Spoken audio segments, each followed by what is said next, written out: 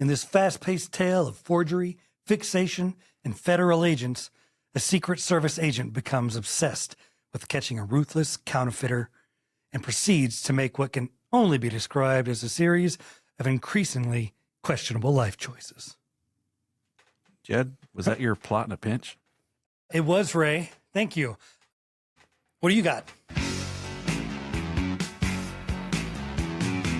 From 1985, the guy from CSI is taking on Defoe in one of his first roles, and everybody's really grim. It's time for us to let you know all about this forgotten film, To Live and Die in L.A. We love it! To Live and Die in L.A. We love it! To Live and Die in L.A. My apologies to Randy Newman. That was beautiful, Ray. Was that your song nobody asked for? Yeah, and I'm glad to do it. I know you are. I know it's the highlight of your weekend. It really is. Yes, it is. Ladies and gentlemen, this is another episode of Forgotten Films.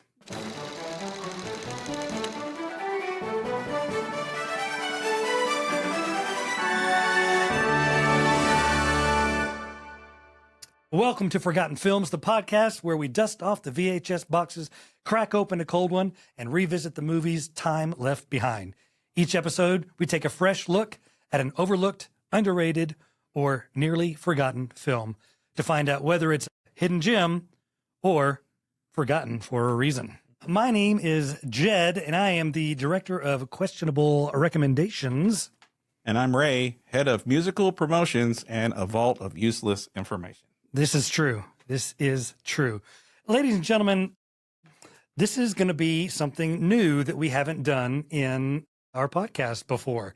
And that is reviewing or talking about a film that I have not seen, but Ray has seen. So, okay, before we go any further, I got to mention, spoiler alert.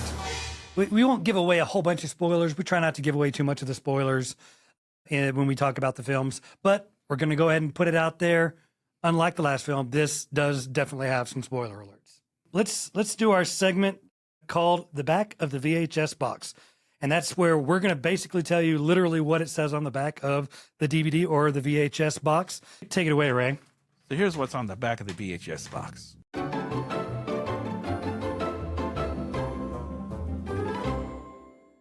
Academy Award-winning director William Friedkin brings the box office smash To Live and Die in L.A. to the screen with gripping power.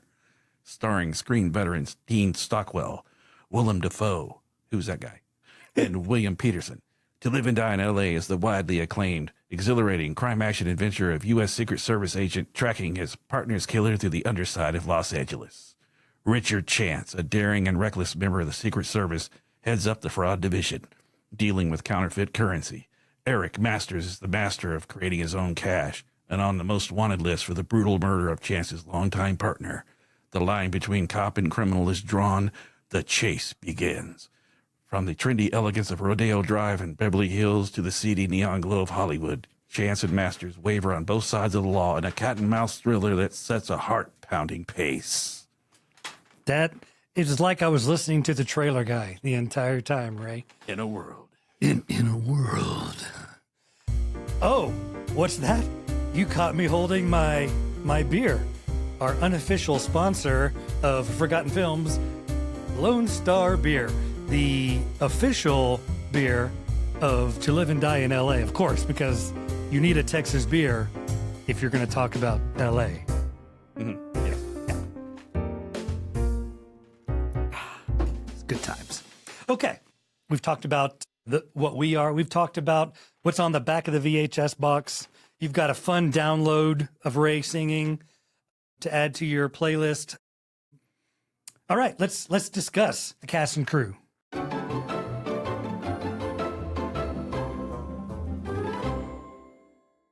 I start with the crew. This film was directed by William Friedkin, and he's mainly known for directing The French Connection. And being a freaking on the weekend. Being a freaking on the weekend, yes. And also directing The Exorcist. And those are two of the greatest movies made of all time. And so when he died a few years ago, that was all over the news. It's written by William Friedkin and Gerald Petievich, who was an actual Secret Service agent at the time. Wow. Wrote a book while he was working and a screenplay for this movie. And then I want to call out the cinematographer, Robbie Mueller, and he's from Germany. And ooh, he's calling you out. they brought him in because they wanted a certain look. And when you watch the film, it's definitely, when you think the style of film this is, it's very Miami Vice. For those that remember Miami Vice. I definitely got a Miami Vice vibe off of this. Before Miami Vice. Right. One thing that I will say is that I do remember when I was watching it, how many other films were influenced by this film. Had to have been. For sure. Yeah. And then it stars, the most well-known name out of all this is Willem Dafoe. Mm-hmm. And he plays, quote, unquote, the villain. He's a villain, not your friend. Dafoe. Sorry. No wonder he plays villains. Right. That's a good one. Dafoe. He's Dafoe in this one. Anyway, he's the villain in this. I put quotes around that because honestly, everybody in this movie is sort of a piece of shit. Right. There's a lot of parallels in this movie where you're like, well, yeah, okay. Anybody could be a bad guy. Right. It's just shades of gray. Exactly. There's really no good person in here. But yeah, Willem Dafoe plays the bad guy, and supposedly playing the good guy is William Peterson, who again I mentioned before. You probably know him best from CSI, the star of that show, and he had been in another film called Manhunter, which came out I think the year after this movie did. And for a period of time, they were trying to make him into a big star, and for whatever reason, didn't work out. He ended up becoming a TV star instead, and he made lots and lots of money. So don't feel bad for him. Well, I'll tell you why he didn't become a big star. He's got what I call Jolly Rancher face. Anytime he's trying to be like sexy and seductive, he does this. Like I just put a sour apple, a green Jolly Rancher in my mouth, and that's supposed to be, I don't know, hot or something for the ladies. But I don't think it really plays. That's just a theory. That's not science. I didn't really see his sexy face in here because I kept seeing his ass through the entire thing. And yes. Maybe a little hint of a weenus. Yes. It was shadow weenus, if you will. Yeah. I wasn't really paying much attention to the man's face. It was backlit. But tastefully. And no, he was positioned as a big time movie star at this point, and he's really good in this movie.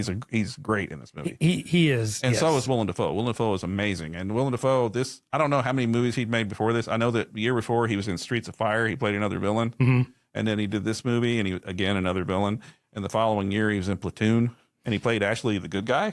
Yeah, well, yeah. So like you were saying, I don't know how many films he had done or whatnot. I know he has a theater background. But man, he is baby faced in this. But don't let that deter you. He will still give you the creeps, and he's still scary as shit. Yeah, scary baby face. Yes. Yeah. Yes. And then there's other people in this film that I like a whole lot. There's John Turturro, who in any other movie would have stole this movie. Right. He plays he's a mule, if you know what mules are, that works for the bad guy in this movie. He's definitely got some great lines, and it's not that he doesn't steal the show. It's really hard for anybody to steal the show. As a matter of fact, one of the things that I thought was interesting when this movie was filmed, everybody in it was basically relatively unknown people. Yeah. The most star power person that was in the movie was Dean Stockwell. Yes. And that's crazy when you look at it now, because all these people, I don't want to say this movie made all these people famous, but I mean, it's got great star power that was just, lightning in a bottle in that sense. Right. He had found most of these people, they were theater actors. A lot of them were. William Peterson and John Pankow, who we haven't discussed yet. They were in a theater together in Chicago. I know that Willem Dafoe started out as a theater actor. Mm-hmm. I don't know what town. It may have been Chicago. I'm not really sure. I think a lot of these guys knew each other before they ever started working on this film. They all came from the same theater company. Right. And then you have Dean Stockwell showing up. And even though he's the most well-known guy in it, he has a pretty small role, but it's an important role. It is, yeah. He plays the bad guy's attorney. And like every character in here, everybody's a little shady, or at least a little shady. And sometimes like a little bit of amount of shady, so you could say like they're Slim Shady. Yes. So out of all the people in this movie, he's probably the slimmest shady in it. But he's still pretty shady. Okay, so I had never seen this film, prior. And then to see Dean Stockwell in it, I was really excited. And then immediately disappointed, Ray. Why not? Well, I kept waiting for a blue, shining, shimmering light to start going over one of the cast members, and for Sam Beckett. Scott Bakula to go, oh boy. Yeah, to quantum leap into one of the characters. Yeah. And then for Al to just, for some reason pull out a little hologram time thing. Okay, so for people who don't get our reference here, Dean Stockwell was on a show called Quantum Leap that was badass show in the 80s and 90s.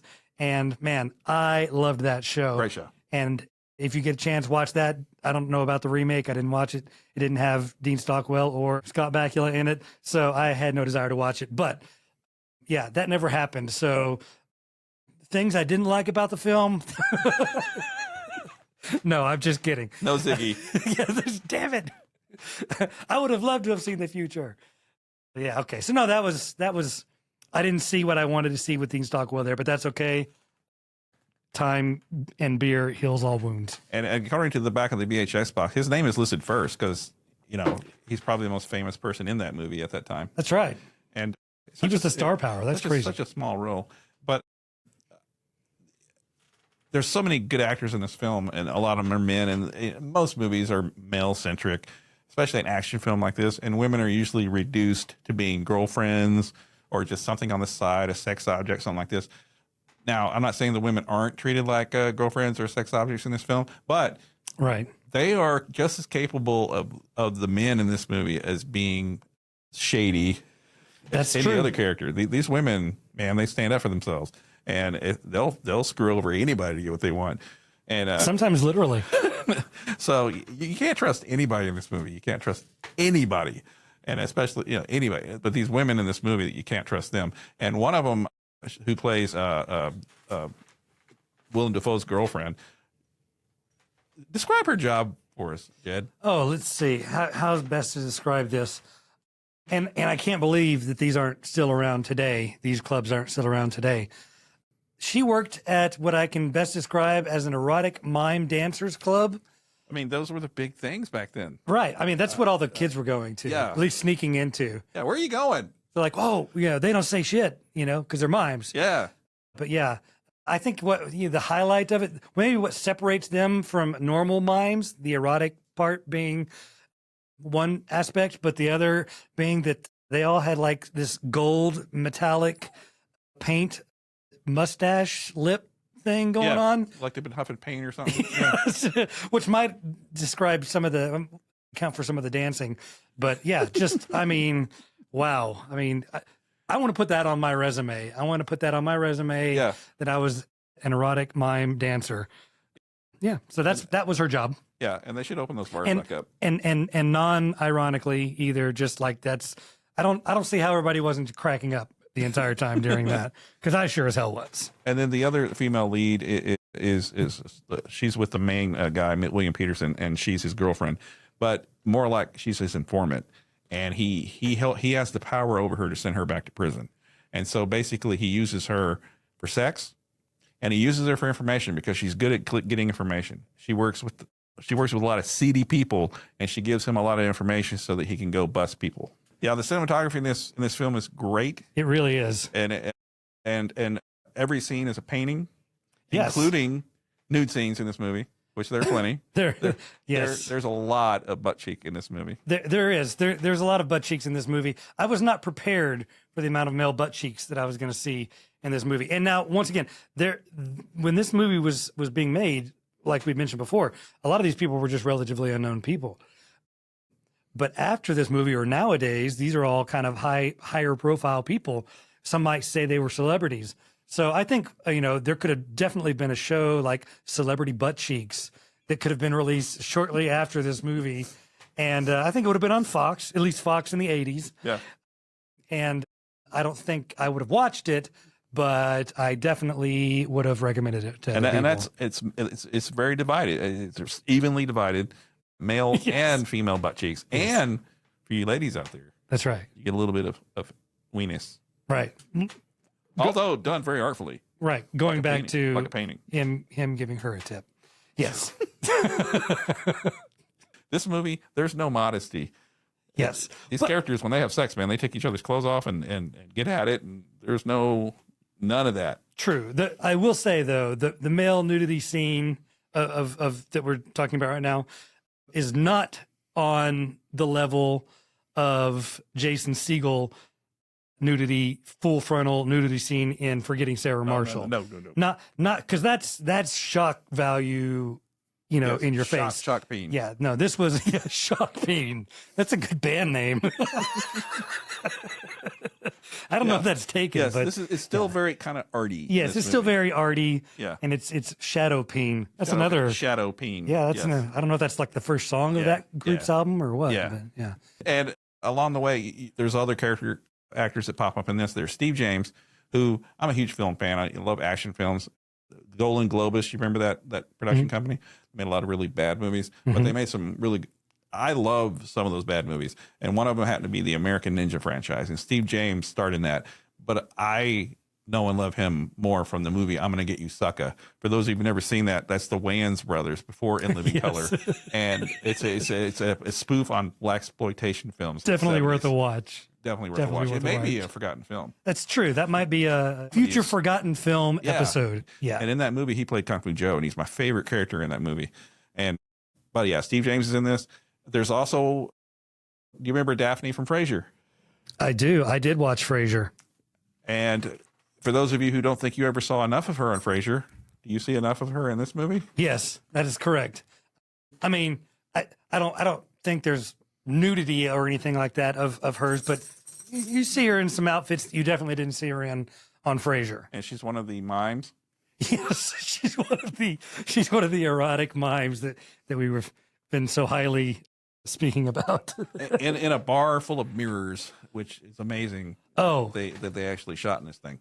That is true. You bring up a good point there. So one of my favorite things about this, and we talked about this on past episodes, director traits. And I don't know if this is a director trait of William Freakin on the Weekend, but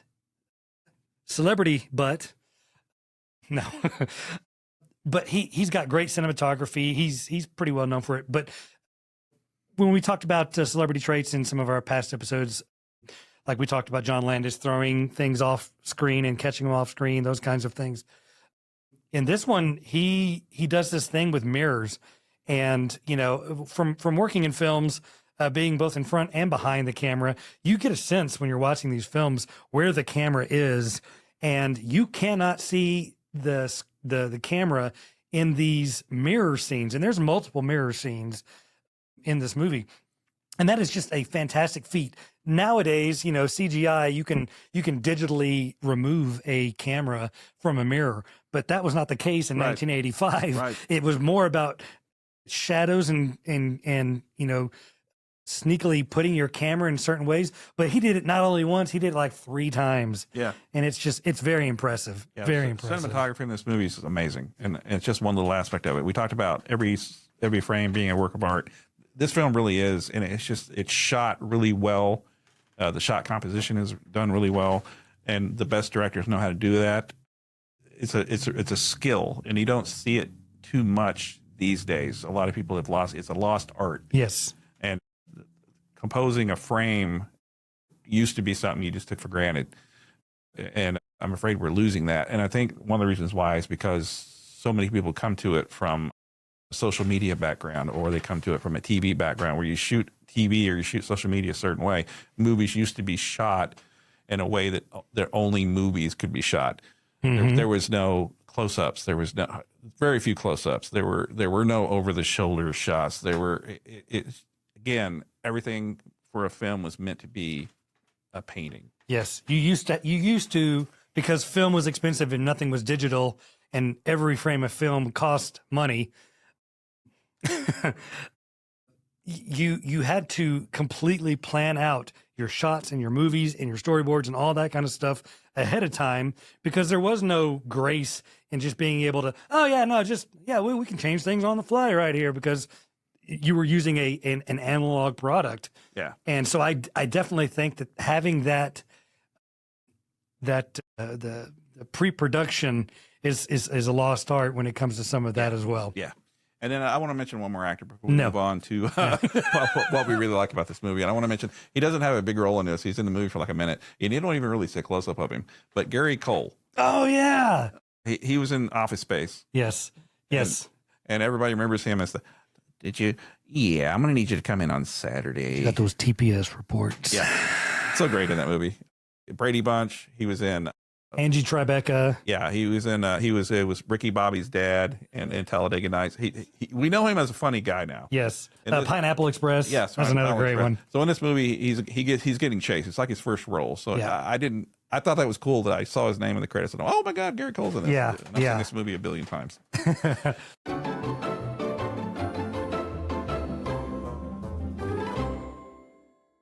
Usually we've both seen the movies that we've both been picking. Mm-hmm. This is the first time that you had not seen a film that we picked for this show. That's right. And so I'm going to ask you, first off, did you like the film? What do you think of the film? I liked the film. Like, I don't think it's a bad film by any means. I would definitely recommend watching it. But, and this is where I think our age differences definitely come into play here, because this movie predates Miami Vice, right? Right. And predates Lethal Weapon. Yes. And both of those films borrow a shit ton from this movie. Yes. And so when I was seeing this movie for the first time, which was earlier this week, I'm seeing all of it having seen Miami Vice and Lethal Weapon and The Loaded Weapon. That's the parody movie. Also funny. Seeing those movies and seeing how much they took from this. So I can appreciate appreciate all of the movies because, one, I see where they've taken things from this movie. So I'm just seeing it through that lens. You know, I got to see the ones that built upon this movie, took things and then built upon this movie, and then went and watched the original. So, you know, some of the shock value, I guess, maybe is lost on me. Oh, but I did not hate the movie by any means, and it's definitely a beautifully shot movie. It's a prime picture. I definitely see why these other movies pulled from it.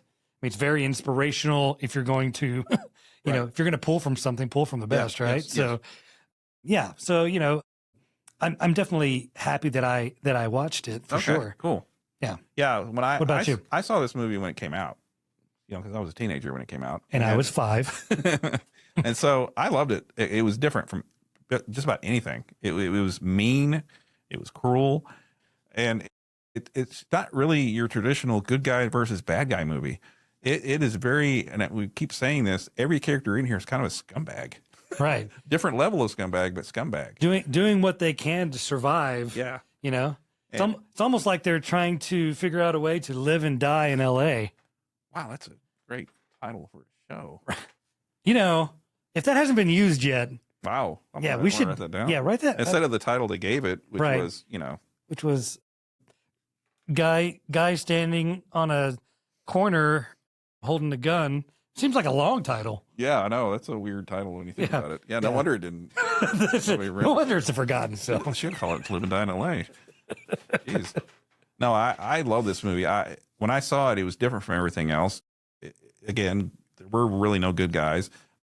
I loved it for its action scenes. There's so many really good action scenes in this. Oh, man. And the director, William Friedkin, is known for one of the greatest action movies of all time, which is French Connection, which has arguably the greatest chase scene of all time, said by a lot of people. And I tend to agree with them. It's right up there with Bullet. If you've never seen the Steve McQueen movie Bullet, there's also this movie called Ronin with Robert De Niro. There's Fast and the Furious. There's all kinds of movies with great chase scenes. Smokey and the Bandit has great chase scenes. Blues Brothers As has long as great, you're talking about the first Smokey and the Bandit.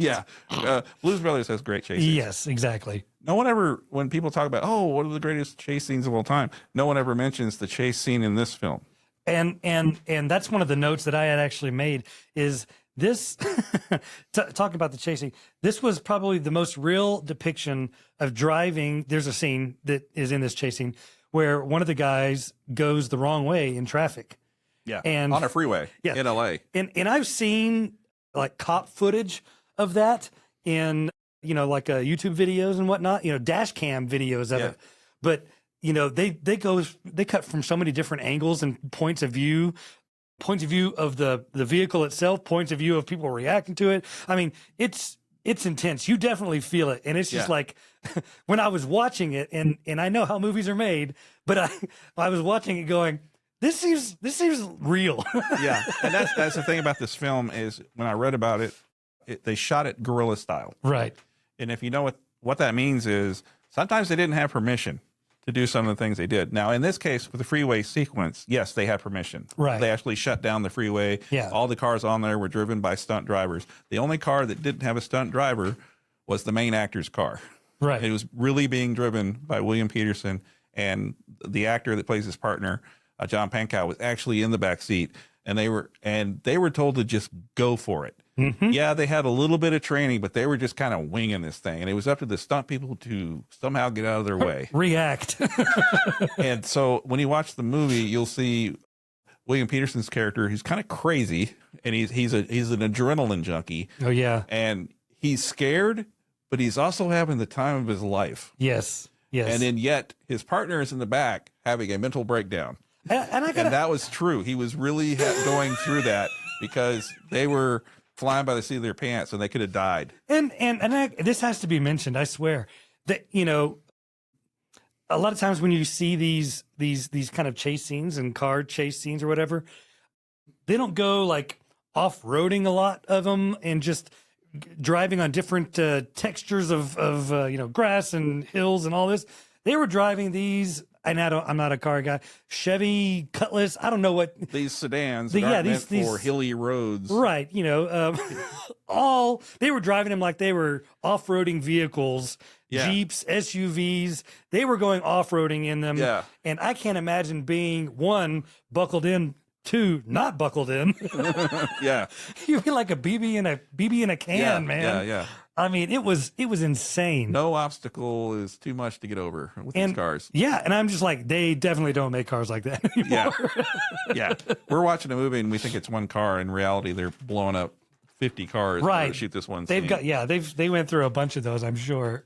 And that's just one action scene in this film. There's another great scene in this film where they're in an airport and they're trying to bust this guy for plot purposes. And the whole sequence was built around the fact that the main character, William Peterson, was going to chase down this other character.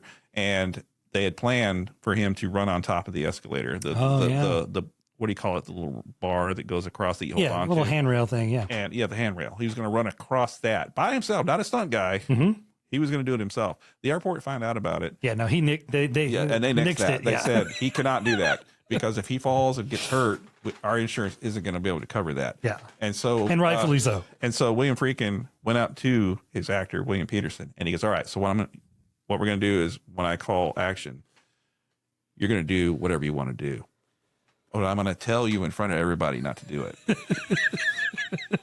But just do what you got to do. And the camera guy was there too, and he said, "You keep up." Yeah. So when they yelled action, William Peterson ran on top of the arm of the escalator, did it by himself, and of course, airport officials flipped the hell out. Yep. And basically were so pissed off that they were going to shut down production, and so they had to apologize. Oh, and William Peterson said, "I'm so sorry. I had it set in my mind that I was going to do that, and adrenaline took over, and it was an accident. I'm so sorry." Yeah. No, it was definitely a one and done, and that happens on movie sets more than you probably know. But it's more like what's the term? Shoot first, apologize later. And that's what you call guerrilla style. Yeah. Pretty much just get the shot, whatever it takes. And this film is full of scenes like that. Oh, I'll tell you something else that's crazy to me is that there's a scene that takes place in a prison, and for the movie, like I said, I've been on plenty of movie shoots as an extra, for the prison scene, they didn't hire actors. They used the real inmates prisoners as the extras. Jesus. Can you imagine being on set? It's like, I'm going to memorize all my lines. I'm going to get my scene done. Yeah. And I'm sure the prisoners in there were just having the time of their lives and just like glad to be a part of the show, right? Yeah. But shit, man. I mean, I can't even imagine. Yeah. Getting shivved. Hey, movie star. I didn't like your last film. Yeah. Yeah. I want my, what was movies like? 50 cents back. I want my 25 cents back. You get shanked. My goodness, that's too funny. But yeah, it's just like it was a dangerous movie. It seems like it was a dangerous movie to make. Yeah. And that's, I guess, that adrenaline and that and excitement is in the film, and that's why I love it so much. This movie is definitely, it lives in an analog time. Oh yeah. It all takes place before digital. Your phone that you carry in your pocket has a camera that can take such a high resolution picture of a $20 bill and print it out on paper. And, there are security features that allow you not to do that. My point being the ease in which you can do it, literally taking 5 minutes, picture, crop in Photoshop, print out, both sides, cut it out, done. Right? Right. I mean, and that's you, me, almost anybody. Right. Like, you don't have to use Photoshop. I just use Photoshop as a term for editing things, photos or whatever. But none of that was around at this time. And so everything is all analog. Everything is printing press style. Mechanical, right. Like there's a machine. There are certain dyes. There are certain papers. There are certain, all of these things that you had to do. And reverse photography and, just stuff that, once again, that we take for granted now and that we can do on our phones and we can do on our computers and upload as a goof on for an Instagram reel. And behind the scenes on this film, they actually brought in counterfeiters to teach Willem Dafoe how to be a counterfeiter. Yes. And some of those leaked out. Yes. Some of those counterfeit dollars leaked out. And this is not just, hearsay or whatever, just gossip and like, of course it happened. No, this is coming from the director who, in his biography, just totally just like, yeah, I spent a couple of those 20s out in the, the real world. Oh my God, man. It's like, so, So when you're watching Willem Dafoe's character make counterfeit money in this film, he's showing you how to do it. Yes. There's just two or Step three by things step. missing. 2 or 3 things missing. Right. And a couple of mistakes to keep it from the government. The government could know that this was counterfeit money. Right. People that know what they're looking for know that it's counterfeit. But what happened on this movie was some people that worked on this movie took some of the money and even the director. Mm-hmm. But some people got in trouble for trying to pass this money off. That's right. Right. And there were tells that the movie studio or the director or whomever told, because when they were confronted about it, like, oh, these are fake. Like they said, oh yeah, well, we put a Z or something like this on the front and the back of they intentionally made mistakes. Correct. Intentional mistakes so that they could track those. And that's exactly what happened. That's just crazy. My point being, this movie is definitely, you could definitely update it, but I love the fact that it wasn't so much common knowledge and that it wasn't so easy to do. There wasn't a computer on everybody's desk. You can't go to YouTube and learn how to counterfeit money. Correct. Back then. No, you had to know things. You had to know guys. It was a process. It was a process. Yeah. So I thought that was fascinating. Yeah. The great thing about movies like this and directors like William Friedkin and directors like Michael Mann, and when you watch their movies, you really understand, like when you watch Michael Mann movies, you understand the professions these people work in. Yeah. They really go in and explain you in detail how these people do it. Even bank robbers or cops, you really get in there and you find out how it works. And in this movie, same thing. You find out how the Secret Service works, how they track down counterfeiters, how they work. And then again, you learn how counterfeiters work and the people they need around them to do little jobs and odds and ends for them. And I know that they still counterfeit today, but it's way more difficult. Right. And the bills themselves have anti-counterfeiting things that did not exist in 1985. Yeah. So the film being made today, I think it could be made today. I just don't think it will be as shocking. I know the film made its money back. You know, it cost us like $6 million and it made like $17 million. So it made its money back, but it by no means was it a box office blockbuster.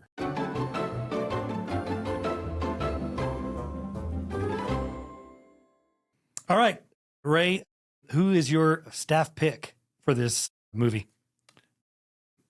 Normally, I would, for a film like this, I would pick William Friedkin, the director, because I think he did an amazing job in this film. The dude was crazy. He passed away not too long ago, but the dude was known to be nuts.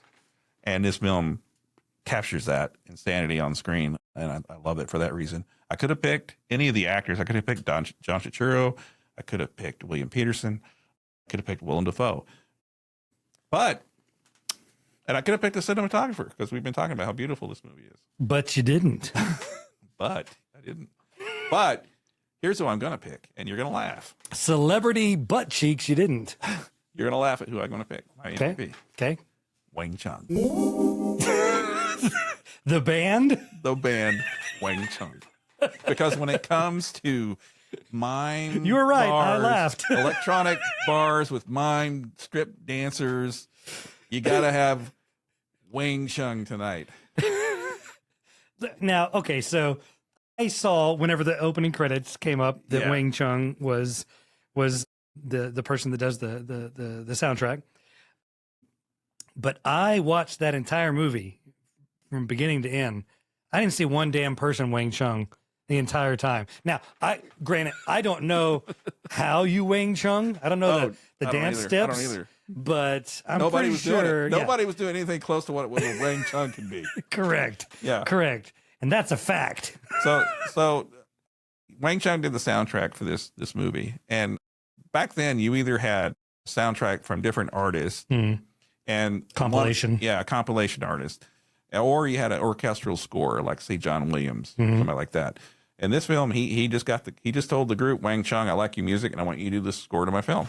And they came in with songs with lyrics, and they came in with just music. Didn't the director specifically say, look, I don't want a song with the title of the movie in it? And if you anybody that remembers the 80s knows that every 80s action movie, it didn't matter what the title was in a song. Right. In the movie. Yeah.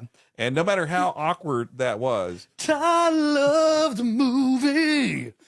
Right? Something along those lines. And think about To Live and Die in L.A. Right. It's a mouthful. Yeah. How do you make a song with To Live and Die in L.A. in it? Yet they freaking did it. And not only that, but they had shot the movie. And when William Friedkin heard this song, he said, I got to come up with a scene for that to be in. So they shot a new beginning to this movie to give some backstory to the main character. Yeah. I got to say, you had mentioned that how do you put the lyrics to Live and Die in LA into a song when you did it at the top of the show? I mean, I don't know why the director didn't call you and ask you to put that song in the movie. And the only thing I can think of is that Randy Newman did it instead and changed the lyrics to I Love LA. Yeah. Which is completely different, but I digress. There's a great quote in this movie. Once again, we were talking about the fact that a lot of movies pulled from this movie. Whenever I say the line, I'm getting too old for this shit. Lethal Weapon. Correct. That is what everybody thinks of. You think of Danny Glover being 3 days away from retirement and his catchphrase being, I'm getting too old for this shit. Right? But in this movie, his old partner says that line, and he is what? 3 days away from retirement. Yeah. I mean, when I saw that, I about jumped out of my chair. I'm like, what? Yeah. And that's immediately when I looked up the year. I was like, who said it first? Yes. And it came from this movie. Yeah. So, I mean, what a line to steal, man. Yeah. I wonder if it just didn't get enough love and, they were just like, nah, man, we got to put this in the movie. Well, Jed, my MVP, Wang Chung. Who's your MVP? If you want to know my favorite actor in the movie, my staff pick for this movie, it would be John Turturro. And I mean, to me, I know it's an easy pick. You said it could have easily been one of yours.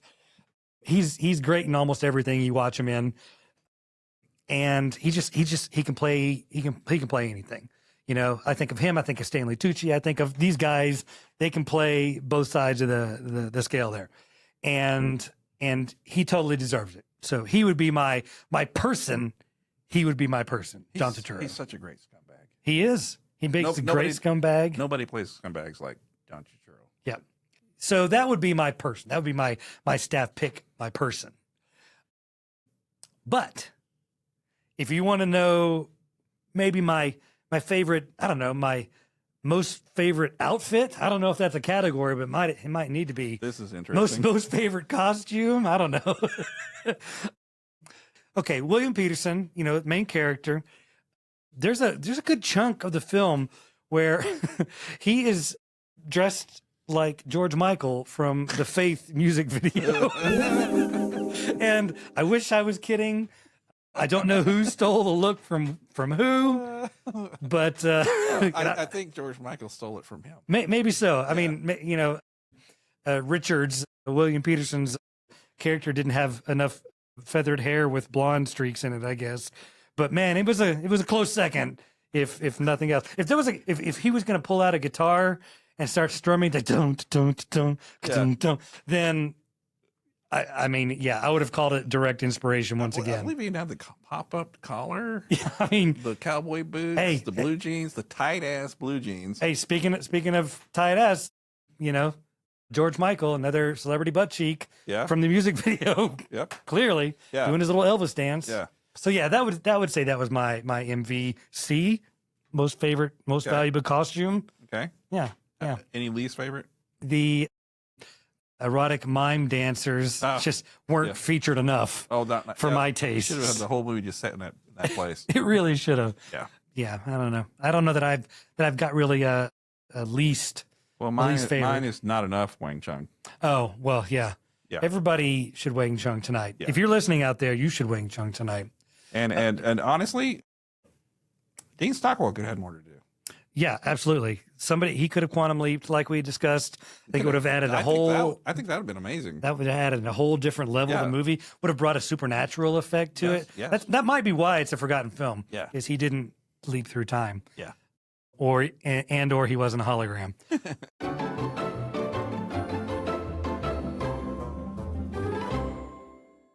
Final verdict. Forgotten or forgotten for a reason? I don't believe it should be forgotten. I think more people should see this film. I hope that you see this film. I think it should get its due. I think it's overdue. And so I think it's one of the best action films ever made, and it deserves to be mentioned amongst those when talked about. Yeah, I agree. I don't think it should be forgotten. I think it's a forgotten film, once again, only because other films have come along that way. But there's something to be said in going to the source material. Yeah. And I think that's what this movie was for me. I don't necessarily love it as much as you do. Yeah, I don't think it should be forgotten. I think it's one definitely worth checking out. All right. Well, thanks for joining us once again on Forgotten Films. And remember to crack a cold one and watch a forgotten one.